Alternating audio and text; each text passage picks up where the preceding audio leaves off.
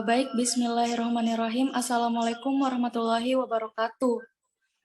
Yang terhormat, Ibu dosen Nur Afni Oktavia SE MAK, selaku dosen pengampu mata kuliah Sistem Informasi Manajemen, dan yang saya banggakan teman-teman sekalian. Kami dari kelompok 4 akan mempresentasikan hasil diskusi kami mengenai penerapan sistem informasi pada PT Telkom Indonesia. Adapun anggota kelompok kami, yang pertama Hasriana, yang kedua Wilisa, yang ketiga Lydia Pratiwi, yang keempat Nurul Ashifa Katrunada, yang kelima Siti Sarwinda, yang keenam Khairunisa, yang ketujuh Siti Akilah Ramadhani, dan yang kedelapan Anita Ashar.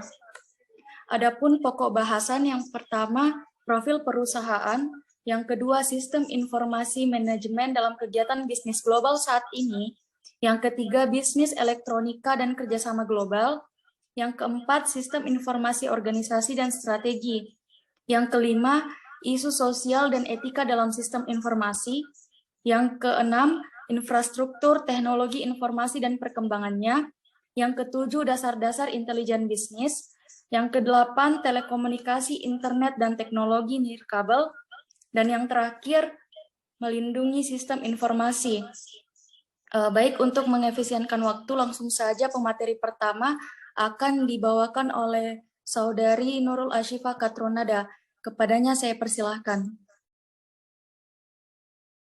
And details dari PT Telkom. Yang pertama itu visi dan misi, yang kedua sejarah dan struktur organisasi, dan yang ketiga produk dan pemasok dari pelanggan. Visi dan misi. Dengan visi yaitu menjadikan digital telco pilihan utama untuk memajukan masyarakat, dan misinya yang pertama mempercepat pembangunan infrastruktur dan platform digital cerdas. Yang kedua yaitu mengembangkan talenta digital unggulan yang membantu mendorong kemampuan digital dan tingkat adopsi digital bangsa, dan yang ketiga yaitu mengorkestrasi ekosistem digital. Next.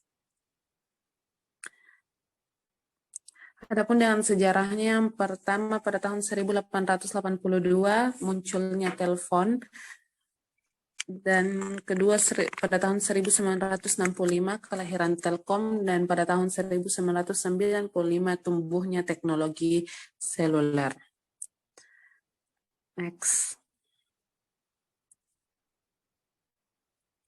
Adapun produk-produk dari PT Telkom, yang pertama itu dari telepon data dan internet itu ada IndiHome Fiber dengan satelit, itu dengan satelit Telkom satelit, dan Grovia TV. Yang kedua itu ada telepon rumah dengan satelit Telkom Visat, dengan televisi berlangganan berbasis protokol internet maka UCTV.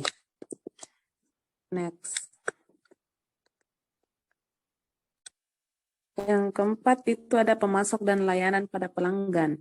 PT Industri Telekomunikasi Indonesia atau yang disingkat dengan INTI adalah badan usaha milik negara yang bergerak di bidang telekomunikasi yang selama lebih dari 3 dasawarsa dan berperan sebagai pemasok utama pembangunan jaringan yang diselenggarakan oleh PT Telkom Indonesia Tbk dan PT Indosat Tbk.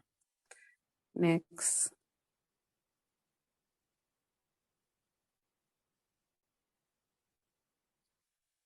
Topik tersebut yaitu ada peran sistem informasi. Yang pertama itu mengefisiensi, kedua pengambilan keputusan, poin ketiga itu memudahkan komunikasi, dan poin keempat kompetitif. Perspektif perusahaan yang mengharapkan suatu sistem yang dapat bekerja secara tepat dan akurat agar produktivitas kerja di perusahaan lebih meningkat. Dan yang terakhir yaitu ada pendekatan terkait sistem informasi. Poin pertama pendekatan perkembangan yang menguntungkan, kedua pendekatan SWOT, dan yang ketiga pendekatan sistem. Baiklah, saya kembalikan kepada moderator. Baik, terima kasih atas pemaparan materinya. Pemateri kedua akan dilanjutkan oleh Saudari Lydia Pratiwi. Kepadanya saya persilahkan. Terima kasih untuk kesempatannya. Di sini saya sebagai pemateri kedua yaitu bisnis elektronika dan kerjasama global. Langsung saja, proses bisnis dan sistem informasi perusahaan. proses bisnis di PT Telkom secara global, yaitu meliputi key value creation process, functional support, product owner, delivery channel service, dan customer. Key value creation process memiliki fokus kepada beberapa hal, yaitu usaha mempertahankan bisnis existing yang sedang memasuki masa saturasi, pengembangan secara agresif bisnis yang memiliki potensi pertumbuhan tinggi, dan persiapan platform bisnis masa depan dan yang berbasis internet dan multimedia. Selanjutnya, jenis sistem informasi yaitu sistem pendukung operasi, terdiri atas sistem pemrosesan transaksi, sistem pengendalian proses, sistem kerjasama perusahaan. Pertama, saya akan menjelaskan tentang sistem pendukung operasi, yaitu sistem informasi yang selalu dibutuhkan untuk memproses data yang dihasilkan oleh dan digunakan dalam operasi bisnis. Berikutnya, sistem pemrosesan transaksi merupakan bagian yang penting dari sistem pendukung operasi yang bertugas mengolah dan merekam data laporan dari transaksi bisnis. Selanjutnya, sistem pengendalian proses merupakan sistem yang bertugas mengawasi dan mengendalikan berbagai proses industrial. Terakhir, sistem kerjasama perusahaan merupakan sistem informasi lintas fungsi yang mendukung dan meningkatkan komunikasi, koordinasi, dan kerjasama antar kelompok kerja atau bisnis dalam sebuah perusahaan. Sekian, saya kembalikan ke moderator. Baik, untuk pemateri selanjutnya akan dibawakan oleh Saudari Hasriana. Kepadanya saya persilahkan. Baik, materi selanjutnya yaitu jenis sistem informasi yang dimiliki, yaitu media, di mana sistem pendukung operasi. Sistem pendukung operasi memiliki 4 komponen, yaitu sistem informasi manajemen, sistem pendukung keputusan, sistem informasi eksekutif, sistem pengolahan khusus. Baik, selanjutnya. Sistem perusahaan untuk kolaborasi dan bisnis di jaringan. Telkom DWS telah menggelar sekitar 1.680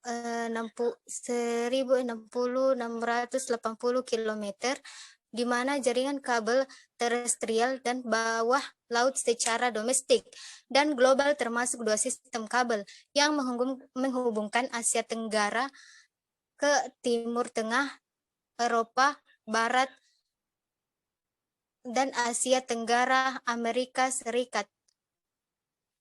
Baik, itulah materi yang dapat saya bawakan. Saya persilahkan ke moderator. Baik, untuk pemateri selanjutnya akan dibawakan oleh Saudari Wilisa. Kepadanya saya persilahkan.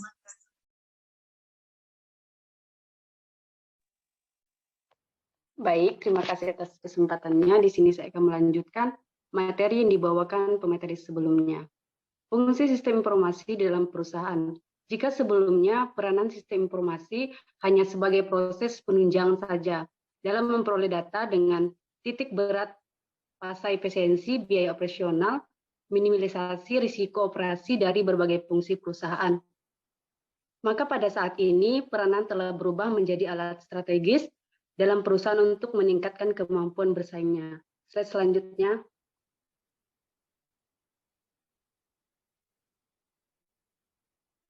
Bentuk organisasi perusahaan dan sistem informasinya. PT Telkom termasuk ke dalam organisasi perusahaan unit besar dan termasuk jenis perusahaan-perusahaan perseroan terbatas yang memiliki jumlah karyawan yang begitu banyak yang tersebar ke seluruh Indonesia. Sekian materi yang saya bawakan, saya kembalikan ke moderator. Baik, terima kasih atas pemaparan materinya. Selanjutnya, materi selanjutnya akan dibawakan oleh Saudari Anita Ashar. Kepadanya saya persilahkan.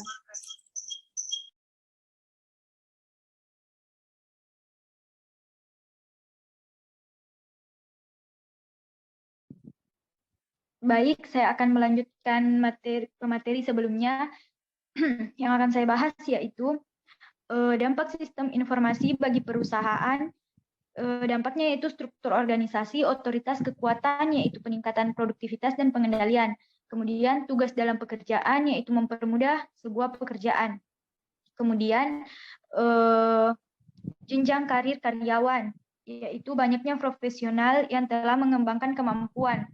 Kemudian supervisi, yaitu elektronik yang lebih besar. Kemudian pekerjaan manajer memudahkan pengambilan keputusan. Kemudian cara perusahaan menggunakan sistem informasi untuk mencapai keunggulan kompetitif. Sumber daya informasi sebuah perusahaan meliputi peranti keras, peranti lunak, spesialis informasi, penggunaan fasilitas, basis data, dan informasi.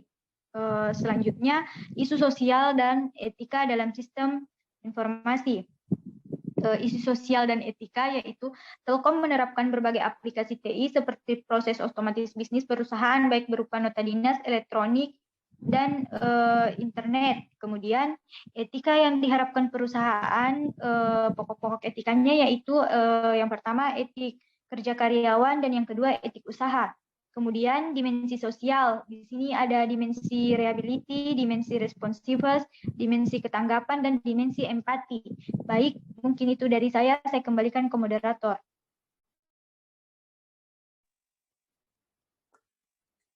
Baik, terima kasih. Materi selanjutnya akan dibawakan oleh Saudari Siti Sarwinda. Kepadanya saya persilahkan. Baik, terima kasih atas waktu yang diberikan. Materi selanjutnya yaitu infrastruktur TI dan perkembangannya. Infrastruktur telekomunikasi digital tersebut tergelar seperti fiber optik dan kabel terstrike di darat, submariner kabel di laut, serta satelit di udara, juga secara aktif dalam pembangunan infrastruktur telekomunikasi internasional. Komponen infrastruktur, RAJ, konektivitas, bangunan, menyalakan sistem kabel UPS, pengontrol lingkungan, pelindung api, meet-me room, keamanan, pusat operasi jaringan, ruang pementasan, ruang kerja, dan ruang masuk jaringan. Selanjutnya itu dasar-dasar intelijen bisnis. Terdapat 3 dasar-dasar intelijen bisnis.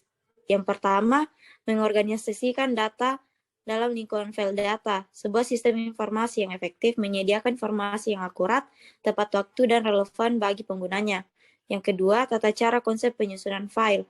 Konsep ini mengimplementasikan pada sistem komputer yang mengorganisasikan ke dalam suatu hierarki yang dimulai dari bit, byte, file record, dan sistem data. Yang ketiga yang terakhir yaitu masalah yang sering muncul dalam lingkungan data tradisional. Pada kebanyakan organisasi, file data dan sistem cenderung bertumbuh secara mandiri tanpa rencana menyeluruh perusahaan. Selanjutnya yaitu pengertian dari telekomunikasi, di mana telekomunikasi adalah teknik pengiriman atau penyampaian informasi dari suatu tempat ke tempat lain. Dalam kaitannya dengan telekomunikasi, bentuk komunikasi jarak jauh dapat dibedakan atas 3 macam, yakni komunikasi satu arah atau simplex, komunikasi 2 arah atau duplex, dan komunikasi semi 2 arah atau hal duplex. Sekian dari saya kembalikan ke moderator. Baik, untuk materi terakhir akan dibawakan oleh Saudari Khairunisa. Kepadanya saya persilahkan.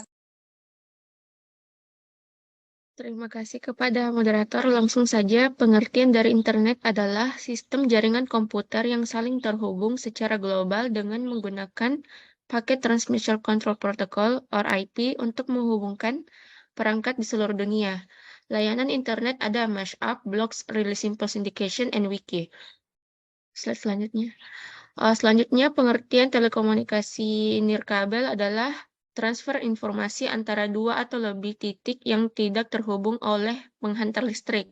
Contoh teknologi nirkabel termasuk GPS unit, jaringan sensor nirkabel.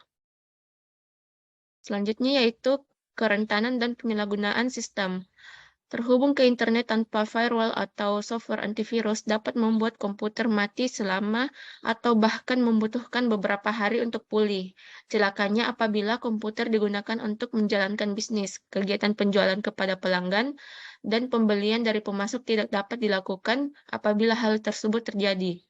Dan bisa saja sistem komputer telah ditembus oleh orang luar yang mungkin mencuri atau menghancurkan data berharga, termasuk rahasia data pembayaran dari pelanggan yang akan membuat bisnis tidak dapat beroperasi lagi. Oleh karena itu, keamanan dan pengendalian sistem merupakan prioritas utama. Sekian dari saya kembalikan kepada moderator. Baik, itulah tadi hasil pemaparan materi diskusi kami dari kelompok 4. Kurang dan lebihnya mohon dimaafkan. Wassalamualaikum warahmatullahi wabarakatuh. Waalaikumsalam warahmatullahi wabarakatuh. Waalaikumsalam warahmatullahi wabarakatuh.